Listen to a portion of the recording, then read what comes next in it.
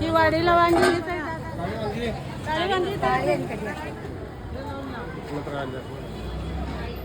आज आपण छान कृष्णाकाठची वांगी बनवायची आहेत. किती सुंदर आहे ती. चला बनवूया. रेसिपी जरी सोपी असली तरी ही वांगी मात्र खास आहेत हां, कारण ही वाडीची वांगी आहेत. आम्ही मध्यंतरी गावी गेलो होतो, तेव्हा आम्ही नरसोबाच्या वाडीला फिरायला गेलो होतो आणि तिथूनच आम्ही ही वांगी आणली होती. बेसिक रेसिपी बनवलेली आहे, पण कृष्णाकाठची ही वांगी खूप चवदार अशी झाली होती आणि सगळ्यांनाच घरातल्यांना ही वांग्याची भाजी फार आवडली.